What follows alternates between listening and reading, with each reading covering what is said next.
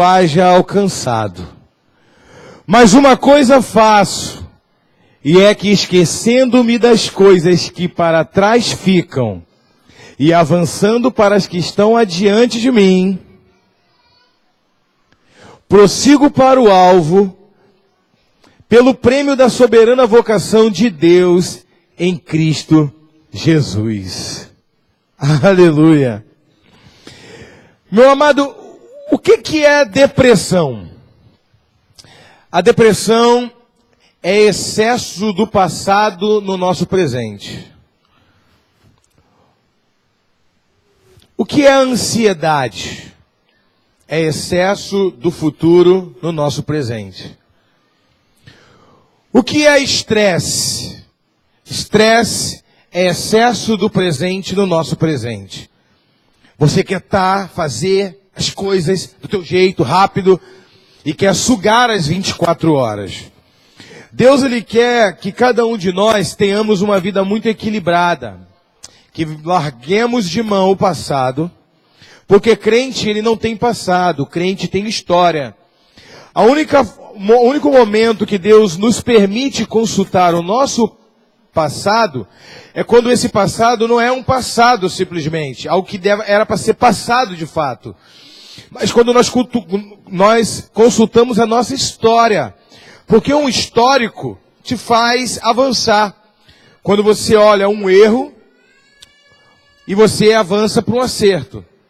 E você raciocina sobre aquilo que dentro da tua história você cometeu de erro, de acerto. Mas é um histórico. Agora, passado é quando se retrata de pecado, amarguras, coisas que não vale a pena você acessar nunca mais. Porque só te traz trauma para o presente e te paralisa. O presente, irmãos, nós podemos usar uma terminologia para o presente. O presente são microsegundos que impiedosamente não param de se tornar passado. Eu vou repetir. O presente são microsegundos que impiedosamente não cessam de se tornar passado. Eu acabei de falar isso e essa frase já virou um passado. Tudo que o diabo quer é que eu pare de olhar para o alvo e andar em direção ao alvo. Porque se eu parar para pensar se eu vou continuar andando ou não, ele já conseguiu possuir o meu presente, tornar o meu presente passado, e está conseguindo aniquilar segundos, minutos, talvez dias, e alguns aqui até anos.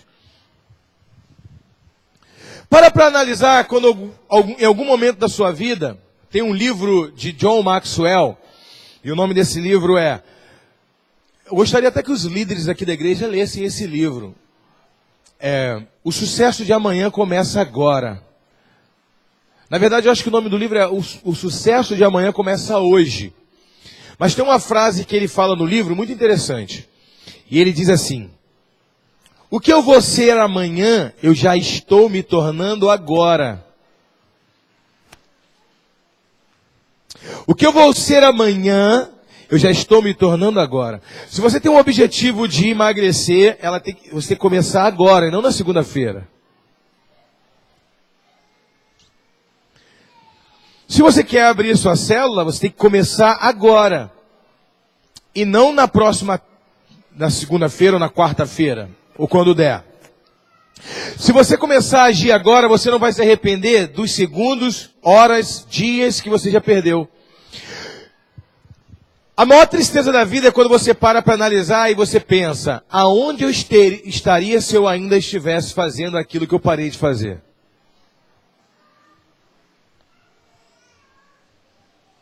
Vamos parar para pensar sobre isso um pouco? Algum momento na sua vida você já pensou sobre isso?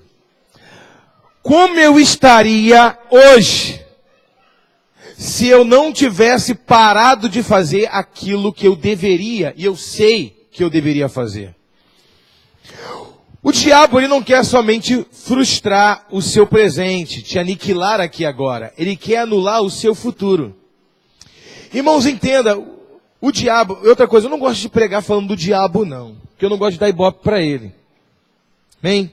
Mas também não gosto de fingir que ele não existe não. O que as pessoas não entendem é que o diabo ele não quer roubar o teu presente, ele quer roubar o teu futuro. O teu futuro é muito mais rico do que o teu presente. E aí, voltando a falar de fidelidade, eu não quero falar de dinheiro, amém? Tem pessoas que entendem o seguinte: se eu deixar de entregar um dízimo, não vou falar de dinheiro, é só um exemplo que veio na minha mente. Se eu deixar de entregar esse dízimo, o devorador, o diabo, ele vai botar meu filho doente e vou gastar. Quem já ouviu essa frase? Aí você gasta de remédio, o que você não dá de dízimo, você gasta de remédio. Alguém vai bater no seu carro, vai quebrar o para-choque do carro e você vai tomar um prejuízo. Ah, entendi. Foi porque eu deixei de entregar. Quem já ouviu mais ou menos essa história? É claro que pela sua malignidade, porque ele é maligno, não tem nada de bom nele. Se ele puder te dar um prejuízo de um para-choque quebrado, um pneu estourado no buraco e recuperado, ele vai te dar porque ele quer ver tua tristeza, nem que seja naquele momento ali. Mesmo que tu tenha dinheiro para comprar um pneu depois, mas ele conseguiu arrancar uma tristeza. Igual Deus quer arrancar uma alegria, o diabo conseguiu arrancar uma tristeza naquele momento. Olha para tu, tá triste com esse pneu, né? Tem que trocar, né? Eu quero você assim todos os dias. Tá desejando para a sua vida toda só aquilo que você está sofrendo naquele momento. Assim como Deus também consegue arrancar uma alegria do nosso rosto, e Ele quer para nós, a nossa vida toda, essa alegria que Ele nos proporcionou naquele momento. Quem está conseguindo entender? Só que, quando você deixa de entregar o dízimo, o diabo ele tenta te enganar, acreditando que o único prejuízo que você tomou foi só aquele para-choque do carro quebrado, ou um filho doente. Para poder você não pensar nas perdas futuras que também você deixou de ter. Para analisar comigo. Se o teu patrão é dono de uma empresa. Claro, se o teu patrão é dono de uma empresa. Óbvio. Ilunante. E ele descobre que você está roubando 10 reais. Roubou 10 reais dele.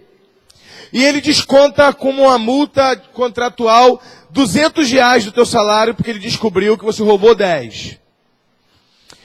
E aí você acha, eu fui punido porque o meu patrão, ele descobriu que eu roubei 10 reais e ele descontou 200. Você acha que a sua punição foi os 200 reais que você teve? Ou foi o cargo de gerente que você perdeu? O diabo ele quer fazer você acreditar que uma punição que você tem no presente é só isso. Na verdade, ele quer minar a confiança de Deus em você. Porque ele sabe que Deus tem coisas grandiosas para você. Deus tem coisas poderosas para você.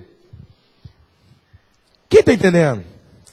Jesus, quando estava ali no Getsemane, Lucas, capítulo 22, fala isso. Vocês conhecem essa passagem, né? Ele estava ali chorando, irmão, angustiado. As pessoas acham que a obra da cruz só começou quando Jesus foi pendurado na cruz. A obra da cruz começou quando terminou a ceia, que ele foi para o Getsemane. Ali. Todo o processo de sofrimento vicário que ele teve que passar para nos redimir, não foi só a morte dele, não.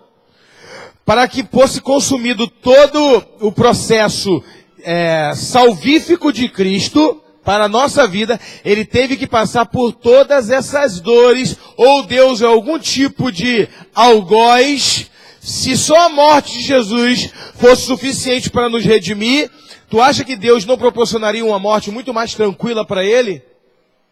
Ou Deus fez questão de massacrá-lo de propósito? A Bíblia diz que Deus esmagou o seu próprio filho porque era preciso cumprir toda a justiça. Não é porque ele é ruim. É porque era um processo de justiça. Jesus, quando estava no Getsemane, ele estava, como eu falei no domingo, a um tiro de pedra de distância dos seus discípulos. Os seus discípulos não conseguiram acompanhar Jesus, porque, como o texto que eu postei lá no Face, existem momentos que é só você e Deus. Discípulo não vai conseguir te acompanhar. Alguns evangelistas dizem, conta essa mesma história, que eles estavam dormindo. Mas a Bíblia, se eu não me engano, Lucas, ele diz que os discípulos estavam dormindo de pavor.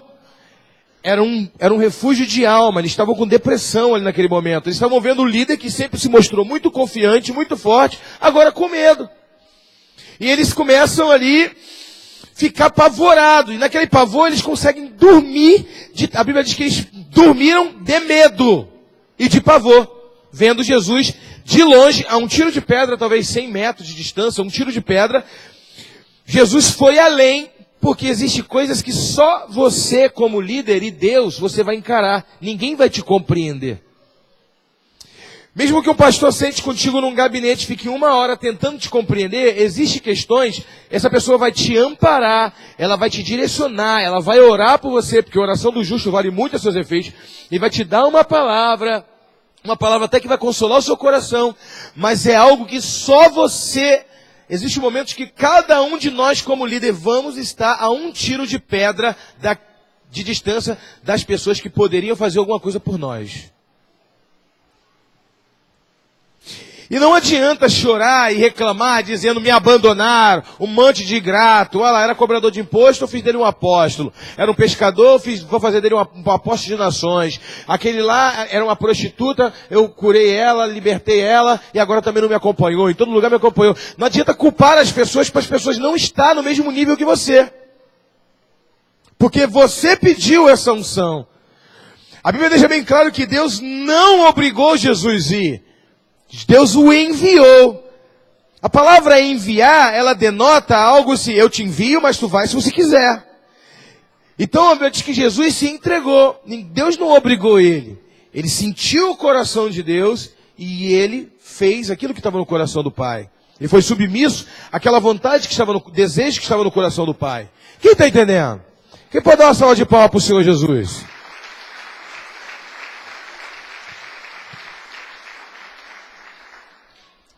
Amém, irmãos? E aí, Jesus ele diz isso lá em Lucas 9:62. Aquele que põe a mão no arado e olha para trás não é apto para o reino de Deus. Ele também diz, aquele que retrocede, a minha alma, diz o Senhor, não se agrada nele. Ele não vai tropeçar nas suas próprias palavras. Agora, analisa. No Getsemane, ele suou gotas de sangue, de tanta pressão e angústia. Ele pensou em desistir? Pensou. Se você vê a frase, ele começa dizendo assim, Pai. Ai, meu Deus do céu. Olha para o teu irmão e diga assim, você tem que compreender agora, cara. Esse momento é sublime. Você tem que ter tato espiritual para tocar o que vai ser dito agora. E todo momento na Bíblia ele chama Deus de Pai. Ele não chama Deus de Deus. Não tem um momento na Bíblia que ele diz, Deus me enviou. Ele diz, meu Pai me enviou. O que meu Pai faz, eu faço. Eu estava com meu Pai. Ele chama Deus de Pai o tempo todo. Mas naquele momento de sofrimento, ele diz assim, Papai. Porque Abba, em aramaico, Pai em hebraico é Av. Av. Mãe é Imã. Papai, paizinho. Sabe quando o filho chama o pai de paizinho? É porque ele quer alguma coisa.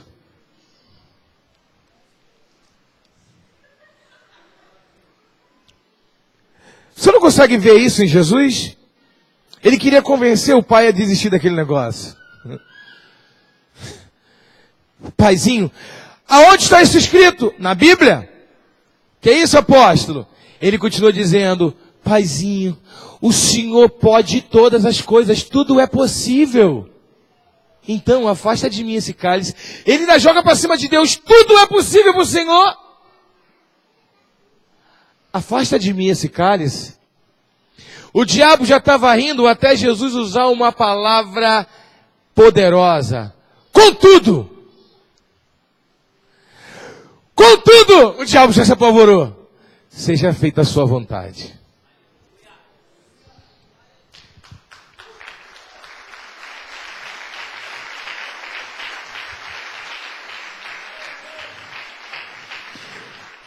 Quando o diabo começou a ver a oração de Jesus, já amaciando Deus, ele falou, vai pedir para desistir. Vai abortar a missão. Ele está muito apavorado. Eu estou conseguindo deixar ele apavorado, isso tudo. Olha como que ele está se tremendo, suando gota de sangue. Ele está apavorado, está se sentindo sozinho, os discípulos abandonaram.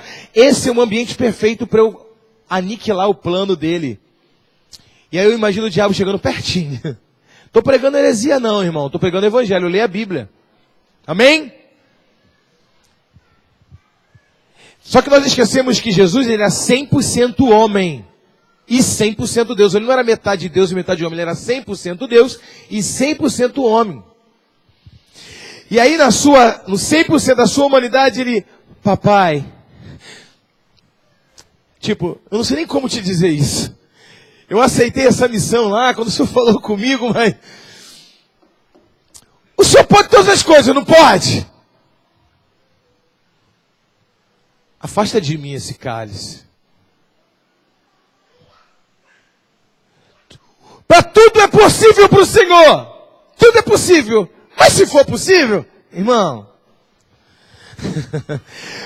tudo lhe é possível. Mas, se for possível, afasta de mim. Contudo, seja feita a sua vontade, não a minha. Sabe, irmãos, você como cristão, você tem uma meta, você tem um alvo. Amém? Não tem como desvencilhar a sua essência de homem com o seu chamado, o seu ministério. Não é deslocado, não está separado de você, ele está plugado em você. Não tem, quando um cristão ele diz assim, eu quero ser crente, você que está me ouvindo agora dentro de casa, pela televisão, Deus quer falar contigo. Você que não vem na reunião e vai assistir este vídeo. Apóstolo, eu não estou largando o ministério não. Eu estou largando só o ministério. Mas não estou largando Deus não. Quem larga ministério, largou Deus. Eu vou repetir. Vou até ajeitar. Pode fazer comentário no Face, o que vocês acham? Quem larga ministério já caiu na fé. Por que, apóstolo? Porque Jesus, ele poderia ter falado, Senhor, me leva, eu não vou deixar de ser crente nem de ser filho, só me leva para o céu e deixa eu viver como eu estava antes, tendo relacionamento com o Senhor. Eu só não quero mais o meu ministério. Deus poderia falar, de fato, tu pode ser Cristo em casa, a tua casa é o céu, venha ser. E tu não já é o Cristo? Se tu voltar para o céu, tu vai ser Cristo em casa. Volta para o céu e seja Cristo em casa. Mas papai, e se eu desistir? A binha? Se eu desistir, as pessoas vão para o inferno. Não tem problema, mas você vai continuar sendo crente. É isso que você faz para Deus quando tu quer largar o teu ministério. Tu cria esse argumento dizendo, eu vou continuar sendo crente, ué. Eu só larguei meu ministério. Você pode até ser crente, mas cristão você não é. Porque ser cristão é ser a cópia de Cristo. Se Jesus não desistiu, você também não pode desistir. Então você é crente, e crente até o diabo é. Agora cristão é só aquele que significa pequeno Cristo. Aquele que toma a sua cruz como Cristo fez e não negocia o seu chamado. Agora você pode dar uma salva de palmas.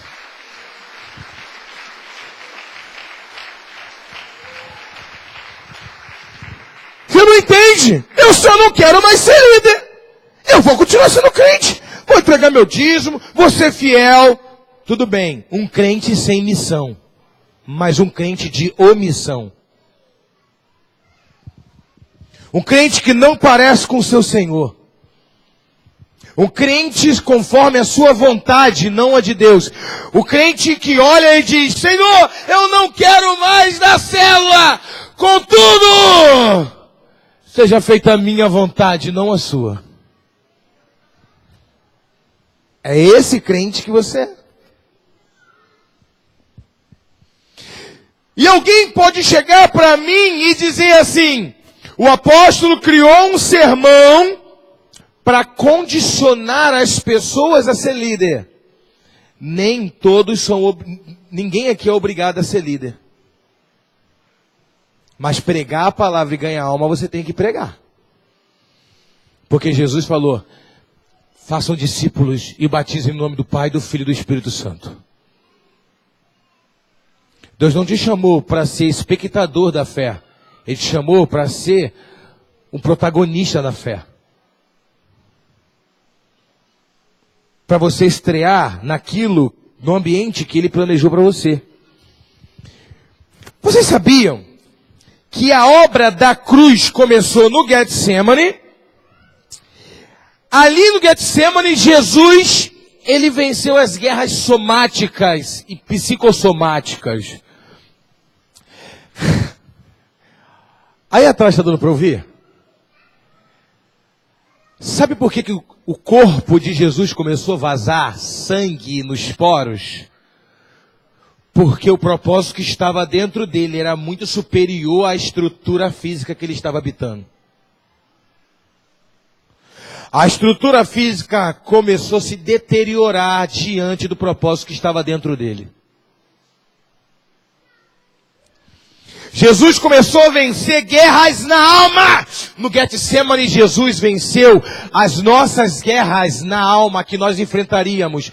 Jesus venceu por mim o desejo que eu vou ter de desistir do ministério ou não. Ele venceu por mim para que eu não seja derrotado. Na cruz, Jesus levou as minhas enfermidades. No Getsemane, Jesus levou as minhas guerras da alma e venceu as minhas guerras ali. Na cruz ele venceu minhas guerras da carne. No Getsemane ele venceu minhas guerras da alma. Na cruz ele foi um exemplo de como aniquilar a obra da carne. A carne estava pregada e não tinha mais domínio sobre ele. No Getsemane ele teve total domínio sobre os desejos da alma. Ali ele me ensinou, Getsemane, como vencer a alma. Na cruz ele me ensinou como vencer a carne. Agora sim. Clap your hand. Vou falar igual o nordestino falando inglês. Clap your hand, bichinho. Quem está entendendo? Porque não há desculpa. Jesus poderia não ter desistido da cruz, mas poderia ter desistido do Getsemane, poderia ter anulado a obra da cruz. A morte de Jesus na cruz salvou a minha alma eternamente. Depois de 3 dias, quando ele ressuscitou, a morte dele, pendurado na cruz, levou as minhas enfermidades, as suas pisaduras. E quando ele foi transpassado pelas nossas iniquidades. Ele foi moído pelas nossas iniquidades. A obra da cruz é física. A obra do Getsemane é alma.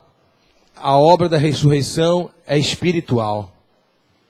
Alma, corpo e espírito. Deus sabia em todo o seu processo de vida cristã que você ia passar enfermidades. Tu tem direito de cura na cruz.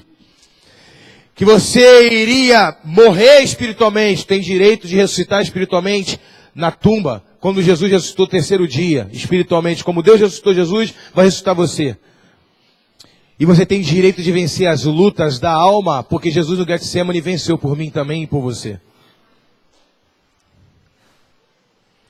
Nada é desculpa para nós olharmos para trás. Nós temos que olhar e prosseguir. Paulo, quando ele usa esse termo, sabia que Paulo usa uma expressão idiomática quando ele diz assim: corram a corrida. Corram a corrida que lhe é proposta. Sabe o que ele está querendo dizer? E olhe para o alvo. Os gregos, eles tinham o costume de correr pelado. Vocês sabiam que as mulheres não participavam de Olimpíadas na época de Paulo? Eram só homens. E os homens disputavam as provas nus. Por quê? Nu, ele tinha mais agilidade para correr. Ele corria mais rápido e alguns até untavam o seu corpo com óleo para ganhar mais velocidade, para deslizar o vento. Então Paulo diz assim, que você venha se despir do velho homem e correr para o alvo. Ele usa uma linguagem idiomática para o cara entender, olha, Para você andar mais rápido, para aquilo que Deus tem para você, você tem que se despir da velha natureza e correr para o alvo. Como? E aí, Paulo continua usando as terminologias gregas para receber o prêmio da soberana vocação. Como um atleta, ele vai se despindo para ganhar um prêmio humano. Você vai se despir do velho homem para alcançar um prêmio que é supremo. Um prêmio que só Deus pode te dar. É o prêmio da soberana vocação. Gente, eu vou repetir. O prêmio da soberana vocação é o prêmio que tu vai receber por não desistir do teu ministério. É o galardão, irmão. E se Deus não valorizasse o nosso ministério, Ele não teria prêmio de prata, de ouro, de palha, de bronze. Ele não teria níveis. Não é uma disputa, mas Deus tem algo mais excelente para aquele que mais trabalha, mais se dá. E se Ele tem prêmios excelentes, mas apóstolo, quando o Senhor institui prêmios, não mexe com o ego das pessoas, e lá no céu a gente vai ter ego maligno? Para que serve o prêmio? Imagina eu lá no céu olhando para você, o meu galardão é de ouro, hein? E o teu? É de prata, hein? E o teu? É de palha. Existe ego? No céu? Não. E por que Deus vai dar prêmios diferenciados para obras diferenciadas? Porque Ele é o justo juiz. Ele jamais vai dar o mesmo para uma pessoa que nunca desistiu do que para uma pessoa que no primeiro vento desistiu. Talvez, irmão, o galardão de ouro seja morar do lado da casa dele, do trono assim, ó. Eu olhar da janela e ver ele sentado no trono. Talvez o de palha seja sentado lá na terceira avenida. Talvez o galardão seja estar mais próximo dele, eu não sei. Mas é algo que vai me trazer grande satisfação e compensar o trabalho que eu tive na terra. Porque se a salvação eu adquiri de graça ou pela graça, o meu galardão é meritocracia daquilo que eu abri mão para fazer a vontade de Deus. É muito fácil um homem chegar e dizer: eu quero largar a minha célula, eu quero largar essa igreja, eu não quero mais ser pastor, sem olhar para trás e conseguir enxergar a multidão que iria vir atrás dele. Eu não estou falando uma multidão para alimentar um ego de um pastor que tem mais gente ou gente, não. Eu estou olhando uma multidão que iria morar no céu e não vai mais porque você desistiu do teu chamado. Não, apóstolo! Deus levanta outro se eu desistir. Impossível! Impossível! Deus nunca vai levantar uma pessoa para fazer o que você era para fazer. Pessoas vão para o inferno, pessoas que não iriam se você não desistisse. Deus não vai levantar outra pessoa. Como que o senhor prova isso, apóstolo? Eu provo para você na Bíblia. Se Jesus desiste, ninguém faria o que Jesus fez. Só que nós queremos ser pequenos Cristo só quando nos convém.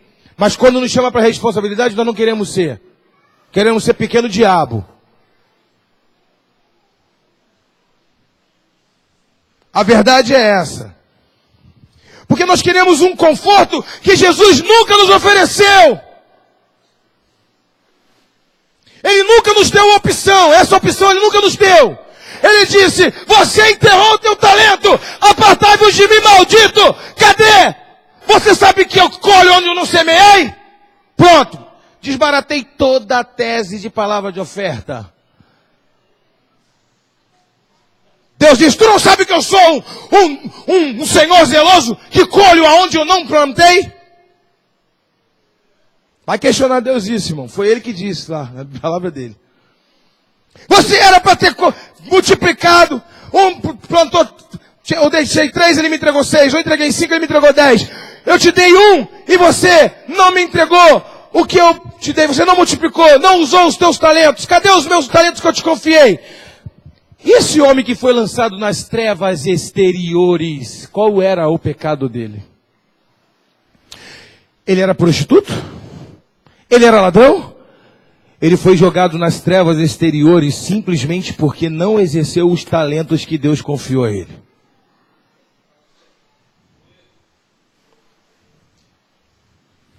Porque se você acha, eu sou salvo pela graça, amém? É dom de Deus, não vem de homem. Mas se você é salvo pela graça e não tem desejo de ganhar almas, então você vai para o inferno. Que isso, apóstolo? Pronto, agora pronto. Agora pronto. Depois tira esses brilhos daqui que atrapalha na transmissão, tá, gente? Atrapalha na câmera. É bonito só para festa, depois atrapalha, tá? Não atrapalha, Vinícius? Perde a resolução. Escute. Uma pessoa que é alcançada pela graça, ela continua em pecado? Sim ou não? Não. E o egoísmo é o quê? Não é manifestação de pecado? Porque Paulo diz lá na carta dele aos Gálatas, capítulo 5, versículo 16, ele diz: porque os avarentos, os preguiçosos, os invejosos, os egoístas não herdarão o reino de Deus. Quando você quer a salvação só para você, você é o quê, amigo?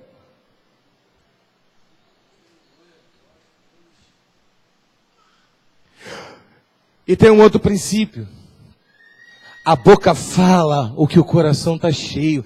Se tu não prega a palavra, não evangeliza, não cuida, não prega, talvez a sua boca esteja cheia do Gabigol, do não sei de quem, do Vasco, do Fluminense, do Flamengo, do político, até de falar da vida dos outros, teu coração está cheio. Mas de Jesus teu coração não está cheio, porque tu não fala dele para ninguém. Eu não quero ser rigoroso. É a palavra que diz isso. Só, irmãos, que Jesus foi o nosso exemplo maior. Apóstolo, teve líderes que desistiram. Eu sei. Mas nós não podemos olhar para os que desistiram. Temos que olhar para aqueles que permaneceram. Jesus no Monte Tabor, ele brilhou. Não foi?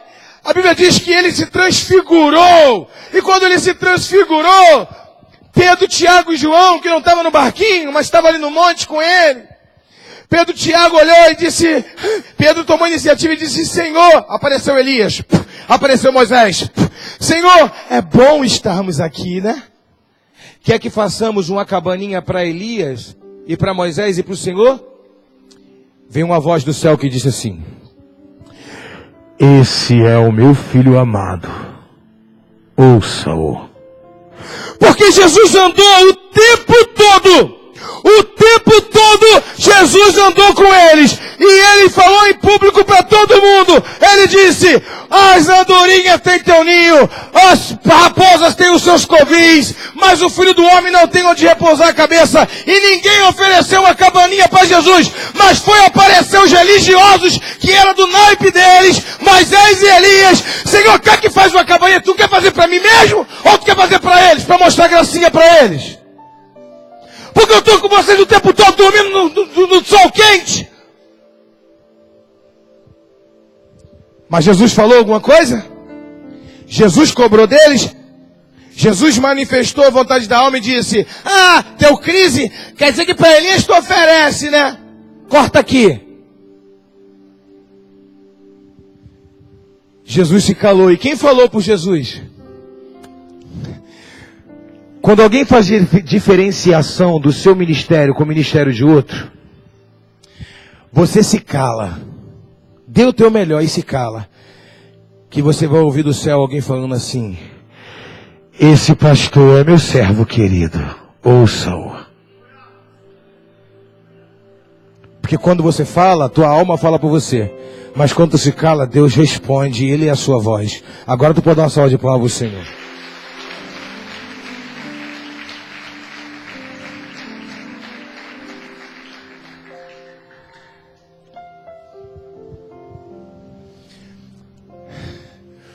Se você pegar uma lupa, vamos falar do Getsemane de novo? Lá no Getsemane, o Sérgio de novo pode subir. Se lá no Monte Tabor Deus mostrou as divindades dele para os discípulos, no Getsemane Deus revelou a humanidade de Jesus para os discípulos.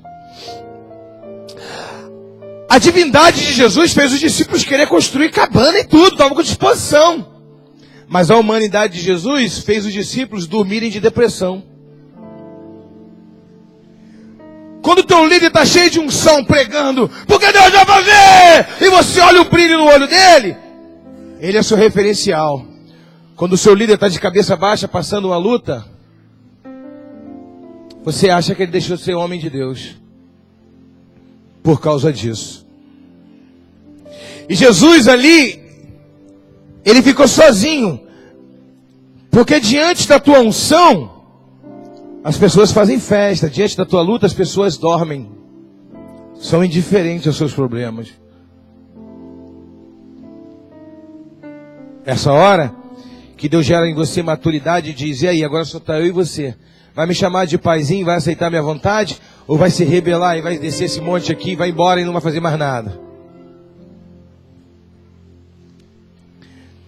Ali no Getsemane, pastor Marco,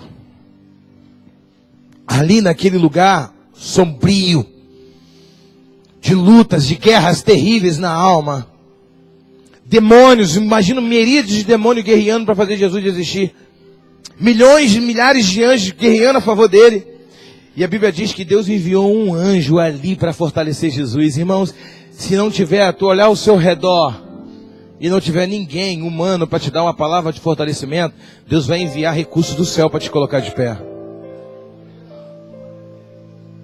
Mas não desista. E nem olhe para trás. Porque o homem ele pode ser até justo, mas se ele não tiver fé, ele vai flertar com o mundo.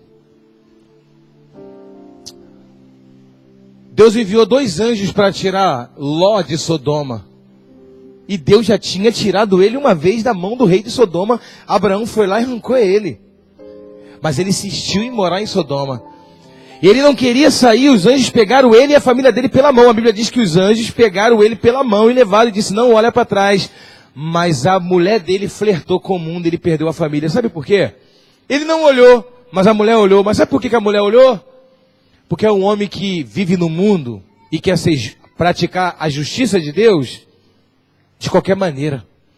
Quando um justo olha para trás, ele perde a família, perde os filhos. A filha se deitou com ele, pecado de incesto, tantas aberrações, porque o cara não ouviu as orientações de Deus como deveria ouvir.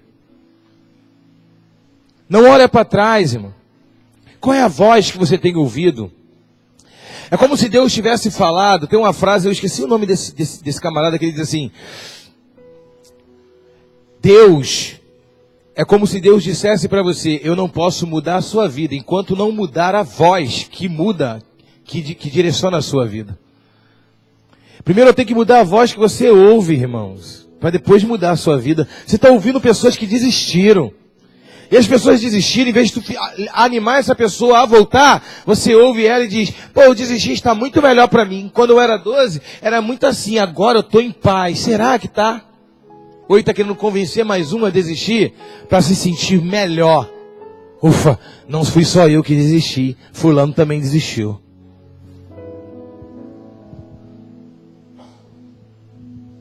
Ouve quem está conquistando.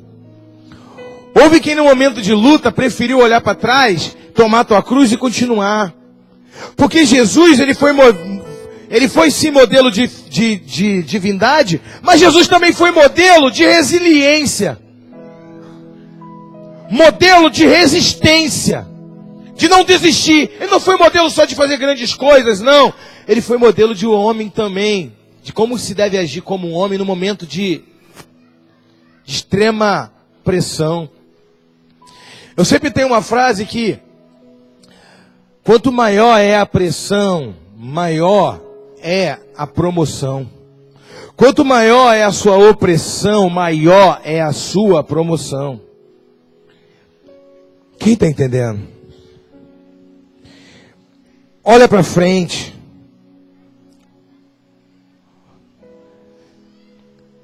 Olha para o teu irmão e diga assim: olha sempre para o alvo, irmão. Não olhe para o lado. Olhe para o alvo. O que Deus tem para você. Fala como quem acredita. Olhe para o alvo, irmão. Não se distraia. Não olhe para trás. Olhe para frente. Porque é para frente que se anda. Se você pegar uma lupa, pastor Tiago, e colocar essa lupa parada no sol, e focar essa lupa numa folha de papel, os raios solares concentrando aquela luzinha no papel, em alguns minutos o papel vai pegar fogo. Porque você focou e deixou parado. Ele vai incendiar. Pega uma lupa e fica fazendo assim no papel, movimentando. Ele não vai pegar fogo, mas centraliza. Se mantém firme, concentrado ali, ele vai incendiar. Quando Deus diz, coloca um foco no coração, porque você vai alcançar. Não desanime, olhe para frente, não olhe para trás, olhe para frente. Venha se despir do velho homem, da natureza que quer te puxar para trás. Unta o teu corpo com óleo do Espírito Santo e corra em direção àquilo que Deus tem para você.